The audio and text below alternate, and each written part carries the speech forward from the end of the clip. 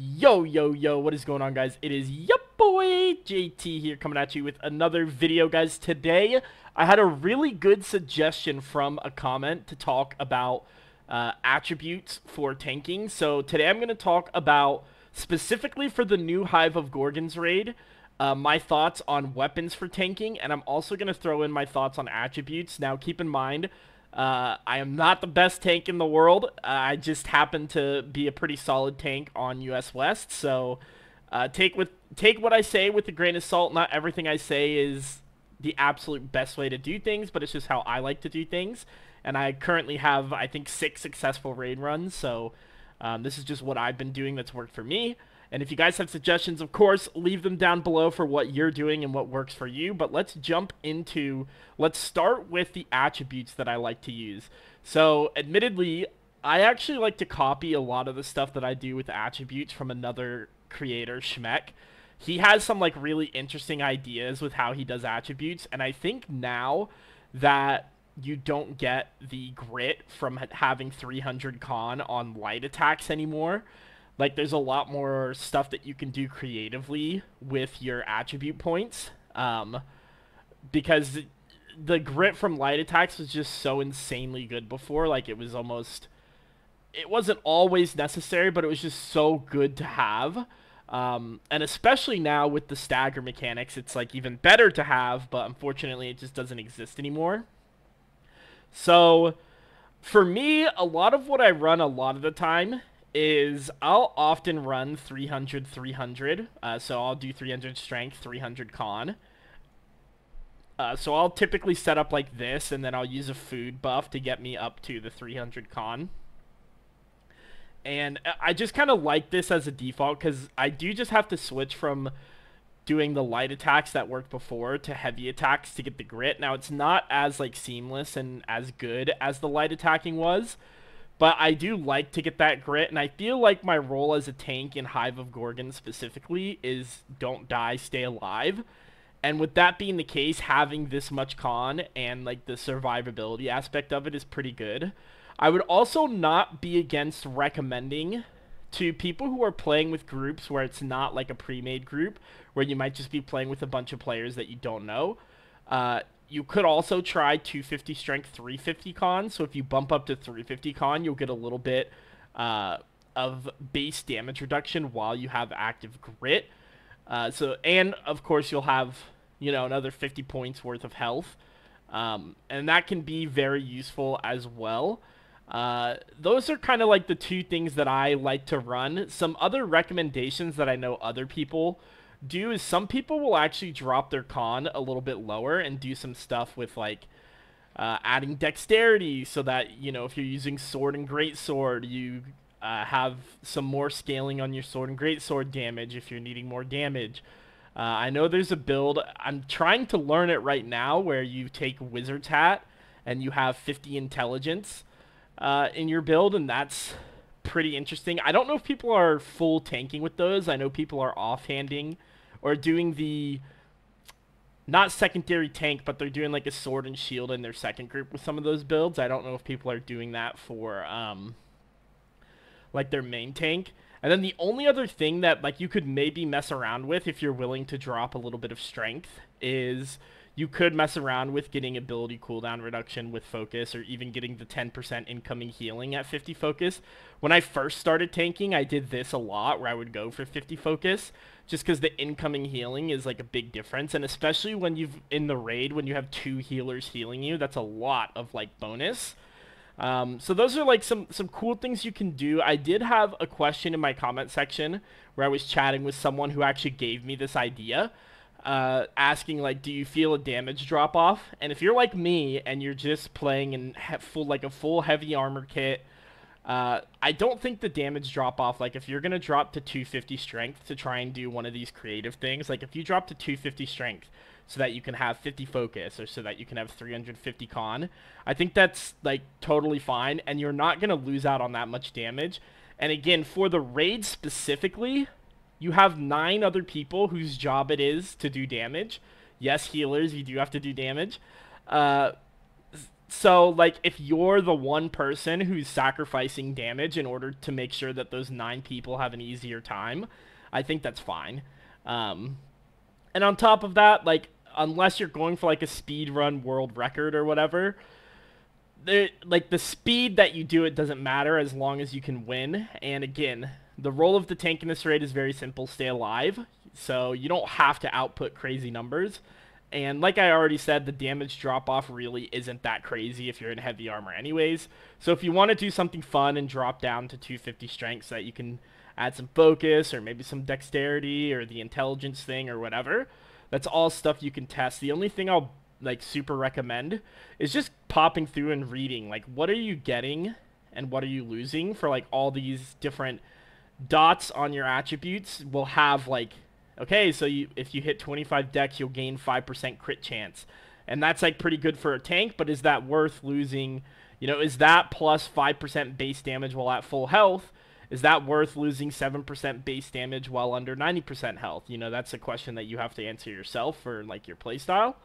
But that's my attributes. So now let's jump over to weapons and let's talk about some tank weapons. So this is, again, just what I have been finding successful in Worm for myself. And if you guys have suggestions down below, like, feel free to comment those. I'd love to hear what other people are doing.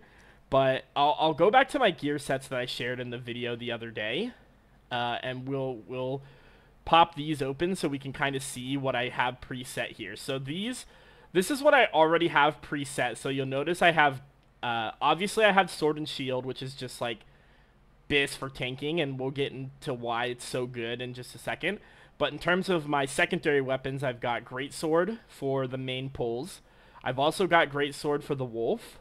I'm using Flail on Echidna. I should probably call them by their names. So Flail for Echidna, Greatsword for Typhon, and then for Broodmother, I do have the Freya's Francisca, the Hatchet. So I'll go ahead and jump into why I'm doing this. So let's talk about Sword and Shield first, and why even post-update with the changes to 300 con, why it's still so good. And the main thing is gonna be the leadership that you give to your entire group, where you give them this empower. So I know a lot of, when I was new to tanking, I did the same thing, but a lot of new tanks will do this, where they go this defensive formation and think they need to reduce the damage. I have since learned through playing with some other players and just chatting with people that this leadership buff is so much more impactful, especially if you're doing some of the higher tier content like M3s and this raid as well. Being able to buff up your group and make them do more damage is super duper valuable, and it's more valuable than this, especially on some of those big bosses. Like, a lot of your allies are not within 4 meters of you except for on Typhon anyways, so this is not like doing a whole lot for you. It's better to get leadership. And typically I'll actually look a little different. So this is currently my OPR setup, but typically I'll look something, if I can set it up real quick here, I'll look something like this.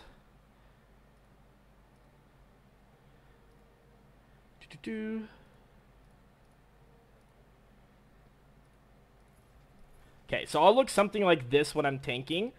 Oh, normally I have this last point in Whirling Blade. But I'll look something like this, and when I'm tanking, I don't know what I take out, but yeah, I normally have this full Whirling Blade tree. But it'll look something more like this when I'm tanking anyways, just because you get a big rend from Shield Rush, which is really good, and it also has grit on it. I've been testing around, and I know some other tanks are doing the same with using Upheaval instead of using Whirling Blade, and I think it's super nice because not only do you get grit on Upheaval, but it also has this insane cooldown reduction thing right here when you get the second point, is it reduces your cooldowns by 25%, which is so crazy. Like, you have your Shield Rush and your freaking Defenders resolve up so often, it's like, I don't know, I think it's so crazy good. Obviously, there's still cases where Whirling Blade is really good because it also has a rend on it. So, again, that's kind of just a thing you'll have to test for yourself and see which one you want to do. But yeah, that's why Sword and Shield is so good. You got plenty of rends. Obviously, you're very, very tanky with Sword and Shield. This on the defender side, giving you 15% physical armor is always like kind of insane. But yeah, and then the debate between do you want to do Whirling Blade or Upheaval. And right now I've been enjoying Upheaval. I think it's pretty solid. So let's jump into secondaries. So my personal favorite secondary in this game that I'll pretty much by default use whenever is Greatsword. But before I talk about Greatsword, I want to talk about Hammer. And again, I'm going to reference Shemek here because Shemek has a really, really good video that talks about this. Hammer, again, this is very opinion-based, but I think Hammer is so cheeks on the new update. And the reason why is a lot for tanks. This is like a pretty standard Hammer setup where you have Wrecking Ball, Shockwave, and Clear Out. That way you have your Shockwave as a taunt, and all three of these abilities do CC. So pretty good setup and pretty standard for what most tanks are doing. Pre-update, you were able to rotate through your Hammer abilities, and you could just do like almost perma CC people if you do your Hammer abilities right, where you would Wrecking Ball, light attack twice, Shockwave, light attack twice, or for me, I like to light attack once, Clear Out, light attack twice, and then you get right back up to Wrecking Ball being up if you have Refreshing Move on your Hammer. And that was super good. But post-update, the mobs have a stagger cooldown, and I'm not exactly sure how the stagger cooldown works. But it's a little annoying because what it does is I might Wrecking Ball, knock all the enemies down, then Shockwave, stagger all the enemies, and then go to Clear Out, and my Clear Out doesn't knock the targets down like it used to because they're on a, quote, stagger cooldown, which I think is total baloney, and I don't know why that exists, but it's made Hammer where you can't consistently, very cleanly do your full combo anymore. And you can't CC the mobs the same way you could before. And it feels to me really, really bad now. Again, if other people have found success with it or maybe a different version of the combo, like props to you and feel free to comment that down below. But I have just not found success using the Hammer thus far in the new update. So I kind of don't use Hammer that much anymore. And instead of Hammer, before the update, Greatsword was already good. But this is what I do for Greatsword. I don't actually ever touch this tree. I stole this from a friend, and I just love this tree. So I don't really ever touch it or change it. But the big thing that I'll talk about first is I'm going to say something that I didn't know when I started using Greatsword, that if you don't know, it's okay. But hold your calamities, boys and girls.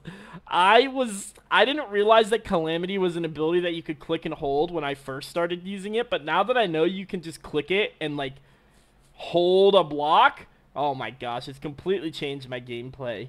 So yeah, Calamity is super duper good, being able to block all the abilities. Obviously, it's also an AoE taunt, which is super duper powerful, but it just gives you that big defensive boost. Rupture also, the Roaring Rupture is also a pretty good taunt. It has like a pretty large radius for how it works. It's a little bit worse post-update than it used to be with like bringing the enemies in towards you. But also very good. And then Relentless just gives you a little bit of mobility, as well as if you turn on the haste with it, where you just run super duper fast. Post Relentless, then it also just gives you a little bit more mobility and whatnot, and it's good for just like repositioning if you need to and you're in a clump or whatever. But so the reason that I like using this for the main room is, again, it just gives me a second AoE taunt with Calamity is the big reason I like it in main rooms. But it also it has good taunts. It's pretty good for like survivability with holding your Calamity and whatnot. So I think it pairs well there for main rooms. The only other weapon in main room that, like, I mean, there's probably an argument to be made for both Hammer and Flail. Again, personal preference, no hammers for me. But I just think having that big AoE taunt is also really, really strong. And then the reason I use it on Wolf is, again, the way I view Greatsword is it just gives you this, like, I can stand here and tank this kind of, like, mindset with, again, with Calamity and how it works, as well as with when you're heavy attacking with Greatsword, it acts as if you're blocking. So I like having that against the wolf if I need like a last resort, like, oh no, my shield or my stamina's down, my sword and shield is not as tanky as it used to be, I need to calamity type thing. So I just like it for that. And again, the AoE taunt, if I ever need to taunt in any of the extra mobs that spawn in, like if we're doing a rush down the wolf stage, like it's just really nice to have, and that's why I like to use it. Let's jump into talking about Flail as well. So Flail, this is not my best weapon, and it's definitely the weapon I have the least amount of like confidence with. I do use this on the first boss, and the big reason being is for the fortify from bludgeon. Is the main reason that I like to use it. And then the repositioning from barrage, because sometimes that first boss knocks you around, so being able to barrage back to a good position is pretty nice as well. And then there's also some, I believe, some grit on Arcane Vortex, where when you use it, yeah, it says at the bottom you have grit. Which is pretty nice since, again, that first boss can knock you around quite a bit. So I just like to have this for the grit, and this to fortify and buff up my teammates, and then barrage again for repositioning. I don't have too much more to add on the Flail, other than it also has that same thing that Sword and Shield has, the leadership, in this perk right here, Leader of the Pack, where you can buff up your allies' damage and give them that 10% in power. So having Flail is a good substitute for Sword and Shield, but again, it's just not a weapon that I'm like super duper comfortable with. The last weapon I want to touch on is Hatchet. So the reason I want to touch on Hatchet is because I do use it on Broodmother, and I've just learned how insanely good Hatchet is. So specifically the artifact Freya's Francisca, or however you say it, it's a throwing hatchet, and there's so many ranged things that need to be taken care of in Broodmother. You can actually help take out things like the flowers, or maybe you can hit eggs from far. I wouldn't recommend hitting the mobs with it, because unless you're confident you want to pull like 4 mobs on top of you, I would use it mostly for flowers, or for hitting Broodmother when if she charges away from you, just to get a little bit of extra damage. And one other thing I've realized is when I berserk and just start light attacking Broodmother, you do a lot of damage, and probably more than my sword and shield damage when I berserk and start going to town with light attacks. And it's honestly not a bad option to have. You do have a taunt on berserk if you're worried about aggro at all. So yeah, I just like to have it so that I have something to do range damage when she runs away, so that I don't have to constantly reposition. And I think it works on a lot of bosses in the game. I know that I've tested using it on the Empyrean Forge final boss, Commander Marius, I think is his name. Pretty good in that fight. It's also good in... Oh, there was one other fight it's good in, and I can't think of it off the top of my head. Oh, in Savage Divide, it could be a good option. I just personally like to use Finisher. But yeah, there's just some bosses where they run away from you, and it's like, it's a good option to have. And again, Berserk does act as a taunt if you need another AoE taunt. And that's why I like to use Hatchet. Good damage, has a taunt, and it allows me to keep my position. And yeah, the only big thing to recommend here is if you are using it to tank, don't get baited into using Defy Death. I think it's much better to have more points on this right side for the extra damage that you're doing over here. Is just, I think, a lot better than trying to use Defy Death and like being tankier per se. But yeah, that's kind of a look at both my attributes and weapons. And again, if you guys have stuff that you're liking using, I know there's definitely probably a use case to use like Blunderbuss on the first boss potentially, or even on Broodmother. Probably cases for Hammer or whatever. If you guys are finding other things successful, would love to hear it down below. Hopefully this helps somebody out on their Hive of Gorgon journeys, or maybe even gives you a good perspective for one of the other dungeons in the game that you're trying to beat. Thank you guys for watching, and I'll catch you guys in the next video. Peace, swaggers.